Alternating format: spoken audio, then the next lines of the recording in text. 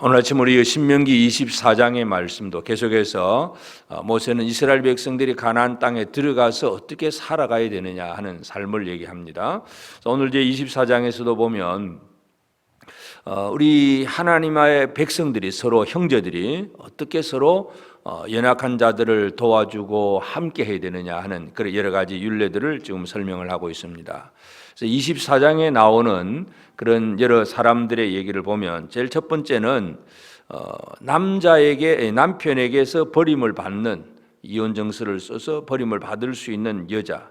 물론 여기에 1절에 보면 그에게 수치되는 일이 있음을 발견한다 그랬는데 그 당시에 있어서 수치되는 일이라고 하면 만약 음행을 했다 그러면 그것은 그냥 단순히 이혼 정서감이 아니라 돌로 맞아 죽는 일입니다. 그러니까 이 음행의 문제도 아니고 그냥 남편이 보기에 뭔가 좀 이 원어를 보면은 그냥 옷을 벗었다, 벌거벗었다 하는 그런 표현인데, 부끄럽다 하는 표현인데, 그래서 뭔가 남편에게 좀 부끄러움을 끼치는 그런 아내가 있으면 그냥 쫓아보내지 말고 이혼 정서를 써줘라. 물론 이것이 이제 유대인들에게 있어서는 이혼해도 된다 하는 그런 근거를 가지고 얘기할 때 예수님은 그것이 아니라 남자들이 너무 여자를 학대해서 자기 마음대로 내버리니까 정확하게 이혼 정서를 써서 그 여자가 가서 다시 재혼할 수 있도록 뭔가 법적인 근거를 마련해 주라 하는 것이 증서를 써주라 하는 것이라고 예수님 설명을 하셨는데, 이제 율법 속에서 보면 그렇게 버림받은 여자가 다른 사람과 결혼을 했는데 또 두 번째 남편도 그런 식으로 또 쫓아보내면 그러면 전 남편은 다시 이 여자와 결혼해서는 안 된다는 것을 얘기합니다. 그 얘기는 뭐냐 하면 그 여자를 자기 기분 감정에 따라서 언제는 내보내고 언제는 다시 맞이하고 마음대로 뭐 물건처럼 그냥 버렸다가 주웠다가 하는 그런 식의 어떤 인격적인 사람을 그렇게 대해서는 안 된다는 것을 얘기합니다. 그러니까 지금 하나님께서 말씀하시는 것은 이 여인 수치가 어떤 일인지는 정확하게 알 수 없지만 하여튼 남자 입장에서 수치되는 여자로 발견되는 정도로 뭔가 연약한 여자의 얘기입니다. 그래서 아주 연약한 뭔가 문제가 있는 그런 여자일지라도 그에게도 인격적인 그런 인간적인 그런 인격이 있다는 사실을 얘기하고, 그리고 이제 5절에서는 새로이 아내를 맞이했으면 그 사람은 1년 동안 뭐 전쟁이든 뭐든지 다 나가지 않고 그냥 1년 동안 그 아내를 즐겁게 할 것이니라 하는 얘기, 이런 것들은 전부 이 연약한 여자들을 바라보는 그런 하나님의 마음이고, 또 가난한 사람들,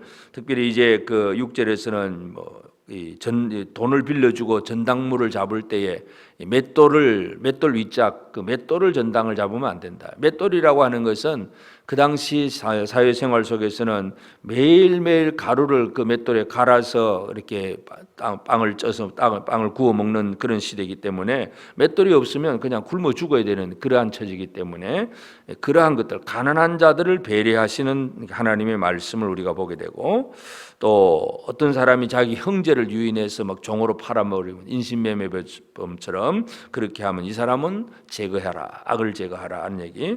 그리고 이제 나병에 대한 얘기도 하고, 하여튼 이 가난한 자에게 뭔가 구워줄 때, 전당물 잡을 때에는 그가 불려주는 사람이 그 집안에 들어가서 마음껏 가져오지 말고 구워주더라도 돈을 빌리는 자가 자기가 알아서 스스로 전당물을 줄 수 있도록 밖에서 기다리고, 그리고 옷을 전당 잡으면 그날 밤 잠들기 전에 그 옷을 다시 되돌려줘라. 왜냐하면 가난한 사람은 옷 한 벌밖에 없고 낮에는 그 옷을 휘감고 해를 가리고 밤에는 그 옷을 덮고 잠자는 이불이 되기 때문에 그 옷을 주지 않으면 가난한 사람은 그 밤의 추위에 견딜 수가 없습니다. 그러니까 이 곤궁하고 비난한 가난한 사람들, 그런 얘기들. 그 다음에 또 이제 뭐 품삯을 당일에 잘 줘야 된다는 얘기와, 그 다음에 16절에서 보면 아버지는 자식들로 말미암아 죽임을 당하지 않고 또 자식도 아버지로 말미암아 죽임을 당하지 않는다. 참 살다 보면 어떤 죄를 짓고 뭔가 크게 문제가 된, 뭐 쉽게 말해서 죄를 짓고 이제 아버지가 뭐 감옥에 간다든지 아들이 뭔가 남은 살인죄를 지었다든지 뭔가 이런 식으로 뭔가 잘못이 되면 그 남은 식구들의 처지와 형편, 그것을 지금 살펴보십니다. 그래서 하나님은 자기 식구들이 잘못되어서 뭔가 벌을 받는데 그것 때문에 또다시 또 제2차로 또 피해를 당하는 그런 사람이 생겨나지 않도록 뭔가 이 참 많은 어려움 속에 있는 연약한 형제들을 지금 바라보게 하시고, 그 다음에는 객이나 고아나 과부 이런 사람들에 대한 얘기들을 쭉 하고 있습니다. 그래서 우리 주변에는 이와 같이 연약한 이들, 힘없는 이들, 억울한 이들, 가난한 이들, 질병 속에 있는 이들, 여러 가지 많은 어려움의 문제 속에 있는 그러한 이웃들이 있습니다. 그래서 그들을 향해서 어떻게 해야 되느냐 하는 것에 대해서 오늘 우리가 24장에서 살펴볼 수 있는 것은 기억할지니라 하는 것이 3번 나옵니다. 9절에서는 제일 첫 번째, 애굽에서 나오는 길에서 내 하나님 여호와께서 미리암에게 행하신 일을 기억할지니라. 미리암에게 행하신 일을 기억하라. 미리암은 모세의 누이입니다. 그러나 모세가 모든 지도권을 가지고 있었을 때에 아론과 미리암이 모세를 비방함으로써 결국 하나님은 그 미리암이 나병에 들게 합니다. 그래서 이 미리암이 나병에 들어서 이스라엘 백성들은 7일 동안 미리암이 진 밖에 나가 있고 7일 동안 꼼짝도 못하게 합니다. 그래서 나병에 대한 규례를 얘기합니다. 그 얘기는 결국은 미리암에게 행하신 일을 기억할지니라 하는 얘기는 그런 어떤 나병에 걸리는 죄 이런 거, 또 하나님의 거룩함 이런 것들도 우리가 기억을 해야 되겠지만, 하여튼 그런 연약한 나병에 걸린 자라고 할지라도 결코 잊어서는 안 된다는 거, 불쌍히 여기는 그 마음, 함께 하려고 하는 그 마음. 이스라엘 전체가 7일 동안 움직이지를 못합니다. 그 미리암 한 사람 때문에. 그만큼 그러한 일들을 기억하라 하는 얘기입니다. 두 번째는 18절에서 내가 애굽에 종되었던 일과 내 하나님 여호와께서 너를 거기서 속량하신 것을 기억하라. 속량을 기억하라. 속량은 바로 노예가 돈을 주고 사고 팔려서 결국은 노예를 사서 그 사람을 자유하게 만들어주는 것이 바로 속량입니다. 이스라엘은 자기는 어떤 사람들이냐? 우리는 속량받은 사람들이다. 원래 우리가 종이었는데, 그래서 우리는 이제 이 하나님의 은혜로 우리는 자유인이 되었다는 것. 그래서 하나님의 은혜, 속량받은 것, 하나님의 은혜를 기억하는 것이 중요합니다. 그리고 세 번째는 마지막 22절에 애굽 땅에서 종되었던 것을 기억하라. 종되었던 것을 기억하라. 그러니까 우리의 과거 신분, 내가 어떤 위치에서 지금 어떤 자리로 와 있는가. 마치 개구리가 올챙이 시절을 잊어버렸듯이 그렇게 우리의 과거를 잊어버리고 사는 사람들은 내가 제일 잘난 줄로 알고 그냥 교만하고 오만하게 됩니다. 하나님의 은혜, 내 과거는 참 노예였고 종이었다. 이걸 기억하면 결코 교만해지지 아니하게 되고, 또 한 가지는 지금 종과 같이 살아가는 그 곁에 있는 형제들을 향해서 같은 동질감을 느끼고 그에게 동정과 은혜를 나눌 수 있다는 것. 그래서 하나님의 율법은 이 미리암의 일을 기억하라. 애굽에서 속량된 것을 기억하라. 너희가 애굽에서 종되었던 것을 기억하라. 이것을 기억해야 이 가나안 땅에서 하나님이 원하시는 진정한 은혜를 베푸는 생활, 형제들이 서로 하나 되는 생활들, 이 생활들을 제대로 살아갈 수가 있습니다. 그래서 이 얘기는 물론 우리가 지금 구약의 율법을 그대로 지키진 않지만 하나님의 그 율법을 주셨던 하나님의 마음은 오늘 우리는 그대로 알고 그대로 지켜가야 합니다. 그래서 내 주변에 여러 연약한 자들이 누가 있는가, 이런 것을 바라볼 때에 나는 어디에서 어떻게 지금 되어져 왔는가, 내 과거는 어떠했고 지금은 어떠했는가. 사도 바울이 복음을 전할 때마다 나는 옛날에 예수를 모른다고 핍박을 하고 예수 믿는 자들을 잡으러 다니는 폭행자요, 핍박자요, 박해자였다. 그런데 하나님은 나를 구원하시고 예수 그리스도께서 나를 이방인의 사도로 삼으셨느니라. 자신의 변화된 생활, 받은 은혜, 이걸 늘 기억하면서 복음을 전합니다.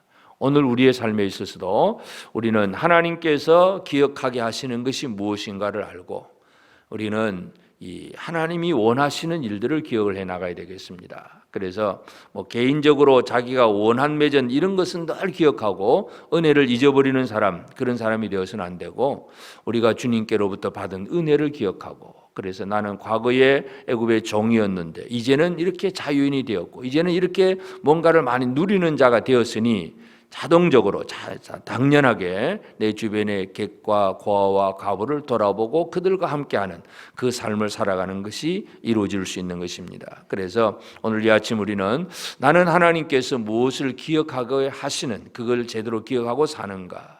그래서 우리가 사도 바울처럼 내 과거와 또 그 주의 은혜로 말미암아 이루어진 내게 주신 복, 이것을 기억하면서 오늘도 우리는 우리 주변에 있는 이 연약한 형제들, 이 질병 속에 있는 이들, 힘없는 사람들, 또 억울한 사람들, 연약한 사람들, 또 가족 식구들로 인해서 상심한 사람들, 여러 종류의 사람들이 있습니다.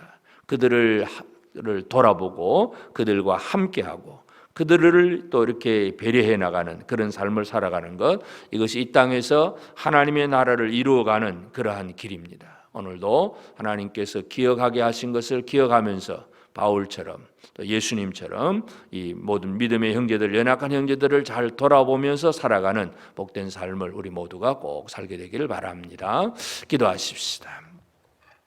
하나님 아버지, 크신 은혜와 사랑을 감사하고 감사합니다. 오늘도 새 아침 주시고 또 기도하게 하셨사오니 하나님 아버지, 늘 말씀 안에서 하나님께서 말씀하시는 것을 듣게 하시고 깨닫게 하시고 그 말씀대로 살아갈 수 있는 길을 열어주신 아버지 하나님 감사합니다. 이스라엘이 가나안 땅에 들어가서 그들 중에 있는 연약한 이웃들, 형제들을 바라보며 그 연약한 여자들, 가난한 사람들, 또 죄를 지었던 그 아버지와 아들을 둔 그런 사람들을 바라본 상심한 사람들, 객이나 고아나 과부나 참 힘없는 사람들, 그러한 자들과 어떻게 살 것인가를 말씀으로 주셨사오니 하나님, 우리가 이 땅에서 살아갈 때 우리 믿음의 형제들과 어떻게 하나 되어 살 것인가를 저희들이 다시 한번 깨달아 알게 하시고 우리 연약한 형제들을 서로 돌아보며 위로하며 격려하며 기도해주며 붙들어주며 함께하는 그러한 삶을 살아가기에 부족함이 없도록 우리 모든 성도들의 삶 속에 은혜를 베풀어 주옵소서. 오늘도 가정에서든 또 직장에서든 또 우리 자녀들 학교에서 살아가든 어떤 환경 속에서도 하나님이 원하시는 이 형제와 함께하는 이 삶을 살아가며 조금 더 부족함이 없게 하옵소서. 우리에게 다시 한 번 더 깨달음을 허락하시고 하나님께서 기억하게 하신 것을 기억하며 살아가는 저들의 삶이 되게 하옵소서. 사도 바울이 늘 자신의 과거의 잘못과 또 주님께로부터 받은 은혜를 기억하고 살듯이 오늘 우리에게 있어서도 참으로 우리가 어떠한 존재였는데 지금은 이렇게 되었다는 사실에 그 은혜를 기억하고 이 은혜를 또 흘려보내고 나눌 줄 아는 그런 우리 모두가 되게 하여 주옵소서. 우리 모든 성도들 직장에서나 가정에서나 오직 하나님 앞에 받은 은혜를 잘 흘려보내고 나누는 그러한 성공적인 삶을 살아갈 수 있도록 은혜 베풀어 주옵소서. 특별히 하나님, 우리 중에 질병으로 연약한 이들도 많이 있습니다. 치유하시고 강건케 하시고 하나님 아버지, 영적으로도 또 믿음이 무너지지 아니하고 예배가 무너지지 않도록 도우시고 말씀 안에서 더욱더 든든히 서게 하시고 영과 육의 강건함을 가지고 하나님의 뜻을 이루어 나가는 우리 모든 우리 부평교회 성도들 다 될 수 있도록 은혜 내려 주시옵소서. 오늘도 이 아침 깨어서 기도하는 성도들에게 크신 하나님의 복과 은혜를 더하여 주옵소서. 감사하옵고 예수님의 이름으로 기도드리옵나이다. 아멘. 하늘에 계신 우리 아버지, 아버지의 이름을 거룩하게 하시며 아버지의 나라가 오게 하시며 아버지의 뜻이 하늘에서와 같이 땅에서도 이루어지게 하소서. 오늘 우리에게 일용할 양식을 주시고 우리가 우리에게 잘못한 사람을 용서하여 준 것 같이 우리 죄를 용서하여 주시고 우리를 시험에 빠지지 않게 하시고 악에서 구하소서. 나라와 권능과 영광이 영원히 아버지의 것입니다. 아멘.